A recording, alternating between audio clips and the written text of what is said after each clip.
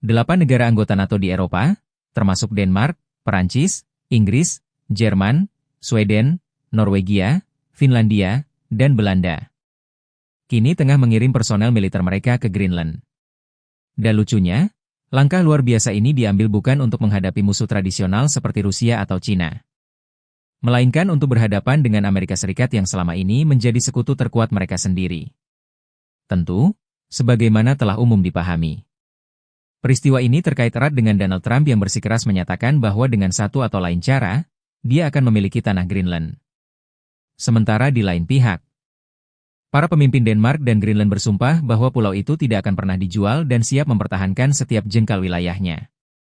Perbedaan itu dalam sekejap membuat Greenland yang terpencil menjelma sebagai epicentrum krisis geopolitik yang memicu kekhawatiran akan bayang-bayang perang besar. Tetapi pertanyaannya, apa yang sebenarnya sedang diperebutkan di Greenland? Kenapa Amerika Serikat sangat bernafsu untuk menguasai pulau beku ini? Bahkan dengan risiko meretakkan aliansi NATO? Maka, untuk memahami konflik yang berpotensi menjadi perang akbar ini, tentu kita harus memahami tentang Greenland. Pulau terbesar di dunia yang terletak di lingkar Arktik yang kini tengah berada di pusat perhatian dunia. Terhampar di Atlantik Utara dekat Kutub Utara.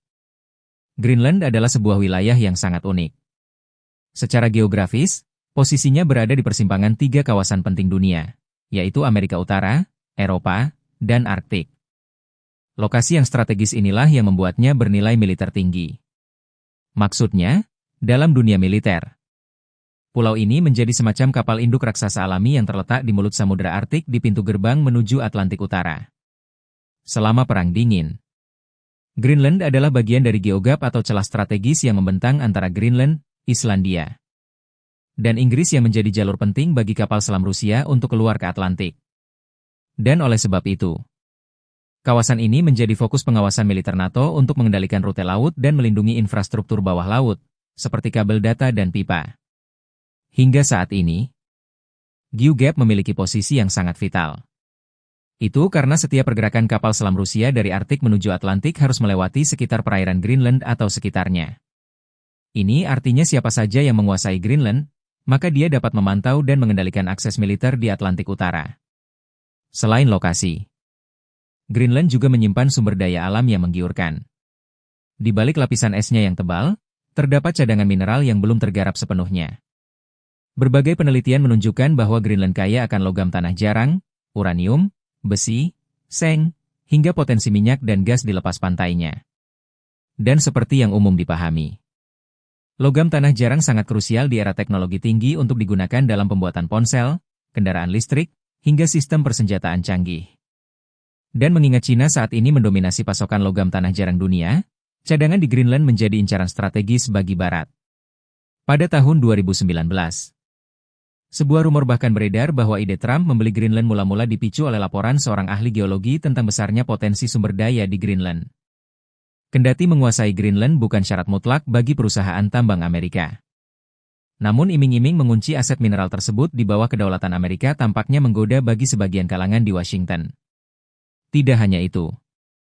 Dari segi pertahanan dan sains, Greenland juga memiliki peran yang sangat penting.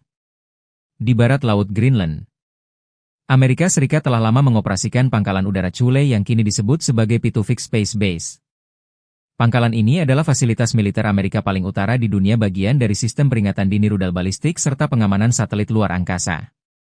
Radar raksasa DP-2V mampu mendeteksi peluncuran rudal antar benua yang melintasi Kutub Utara yang merupakan jalur tercepat dari Rusia menuju Amerika Utara. Radar ini memberikan waktu bagi Amerika untuk merespons serangkaian nuklir jika terjadi. Letak Greenland yang jauh di utara menjadikannya titik ideal untuk memasang sensor pertahanan rudal. Roket atau pesawat pengebom Rusia dari arah kutub akan melewati langit Greenland dalam perjalanannya ke target di Amerika. Dan inilah sebabnya mengapa sejak era Perang Dingin, Amerika Serikat menempatkan instalasi militernya di sana atas persetujuan Denmark. Sebab bisa dikatakan bahwa keamanan Amerika Serikat dan Kanada di front utara sebagian ditopang oleh keberadaan Greenland di orbit sekutu mereka. Lebih jauh lagi, perubahan iklim global mulai membuka babak baru di Arktik. Es laut kutub yang mencair berpotensi membuka jalur pelayaran utara yang menghubungkan Asia Eropa lewat Samudra Arktik. Meski Greenland sendiri tidak dilintasi jalur utara Rusia atau jalur utara Kanada, tetapi posisinya yang mengangkangi pintu Atlantik menjadikannya sebagai kunci. Itu artinya jika lalu lintas maritim dan militer meningkat di perairan Arktik, maka Greenland akan menjadi pangkalan pendukung serta pengawasan yang sangat penting. Selain itu, mencairnya es membuka akses ke deposit mineral yang dulunya tertutup, terutama di pantai-pantai Greenland yang kaya kandungan logam. Dari sisi demografi dan politik, Greenland memang sangat unik. Pulau ini merupakan wilayah otonom dalam kerajaan Denmark. Penduduknya sekitar 57.000 jiwa saja yang mayoritas adalah keturunan Inuit atau bangsa Eskimo dengan minoritas Denmark. Greenland memiliki pemerintah sendiri yang mengurus hampir semua hal, kecuali pertahanan dan kebijakan luar negeri. Sejak 1979, status Home Rule dan kemudian Save Government diberlakukan, di mana orang Greenland menikmati otonomi luas serta identitas kebangsaan sendiri. Banyak di antara mereka tidak ingin sepenuhnya lepas dari Denmark, namun demikian juga tidak mau menjadi orang Amerika Serikat. Sebagaimana ditegaskan oleh para pemimpin politik Greenland. Jadi, faktor-faktor yang telah dijelaskan, mulai dari lokasi yang strategis, kekayaan sumber daya dan posisi geopolitik yang unik, menjadi jawaban atas pertanyaan, ada apa dengan wilayah ini? Artinya, Greenland bukan sekedar hamparan es yang tidak berpenghuni. Ia ibarat peti harta karun sekaligus benteng alami di puncak dunia. Potensinya menggiurkan negara-negara besar, baik untuk melindungi kepentingan keamanan maupun mengejar keuntungan ekonomi.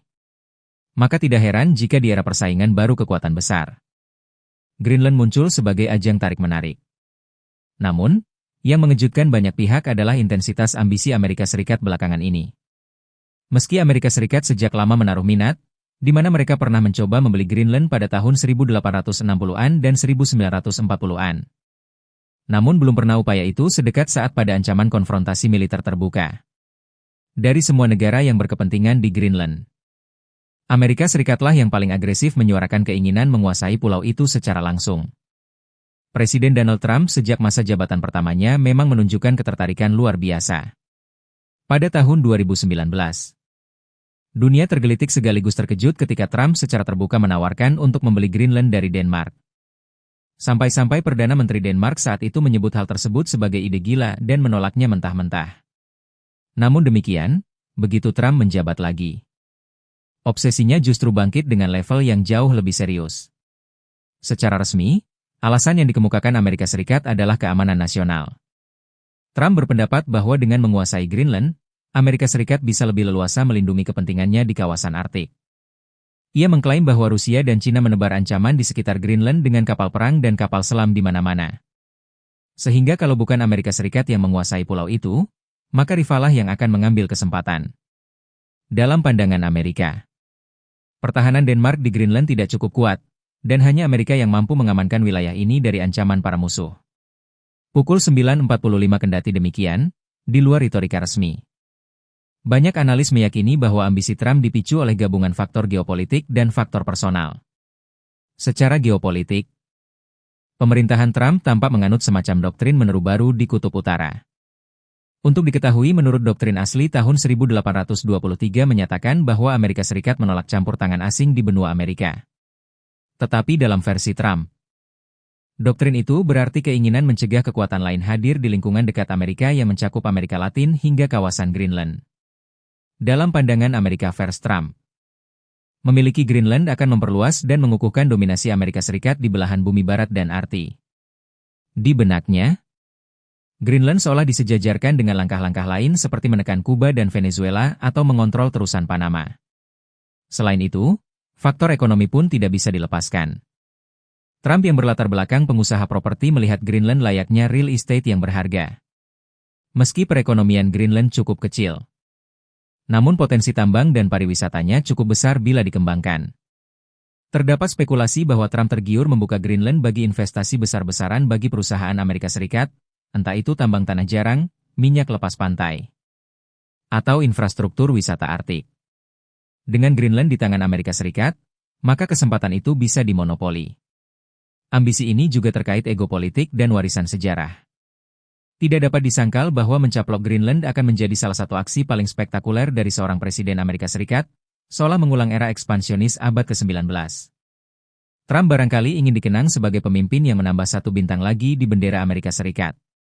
Bahkan di sela-sela argumen keamanan, ia kerap mengatakan, Saya ingin membuat kesepakatan. Lebih mudah kalau melalui negosiasi. Tetapi bagaimanapun kami akan mendapatkan Greenland. Nada ini mengisyaratkan bahwa ia memandang isu Greenland layaknya kesepakatan besar yang harus dicatat atas namanya. Dan ketika diplomasi itu telah gagal, opsinya adalah paksaan dan ancaman. Tetapi, ambisi personal Trump tidak sepenuhnya berdiri sendiri. Ada pula kekhawatiran strategis yang genuine. Pentagon dan komunitas intelijen Amerika sejak beberapa tahun terakhir memang meningkatkan fokus ke RT. Laporan intelijen Denmark tahun 2025 bahkan untuk pertama kalinya memasukkan Amerika Serikat era Trump sebagai ancaman terhadap keamanan nasional. Yang itu sejajar dengan Rusia dan Cina. Ini karena pandangan Trump yang tidak segan memakai berbagai cara menekan Greenland demi kepentingan Amerika Serikat. Yang oleh pakar disebut sebagai bentuk perang hibrida antar sekutu. Dan satu hal lagi, ada kesan bahwa Trump kian tidak peduli pada aliansi tradisional. Ia melihat NATO lebih sebagai beban ketimbang aset, kerap mengkritik anggota NATO karena dianggap nebeng keamanan Amerika Serikat tanpa bayaran yang cukup. Sikap ini menjelaskan mengapa ia berani menentang NATO demi Greenland. Bahkan saat ditanya wartawan apakah tindakannya akan mempengaruhi NATO, Trump dengan enteng menjawab, "Kalau masalah Greenland berimbas ke NATO, maka biarlah. Mereka butuh kita lebih daripada kita butuh mereka." Dalam ambisi Amerika ini, kita dapat melihat semacam ironi sejarah. Dulu pasca Perang Dingin Amerika Serikat dikenal sebagai polisi dunia yang mengawal tatanan internasional serta melindungi sekutu. Namun kini justru sekutu-sekutu NATO menuduh Amerika Serikat berlaku ala penjahat yang mengancam perdamaian. Rasmus Jarlou, Ketua Komisi Pertahanan Parlemen Denmark dengan getir menyatakan tidak ada alasan apapun bagi Trump untuk menyerang Greenland. Ia menegaskan bahwa Denmark akan mempertahankan diri meski tahu tidak mungkin menang secara militer melawan Amerika Serikat. Dan tentu saja jika situasi panas itu terus berlanjut.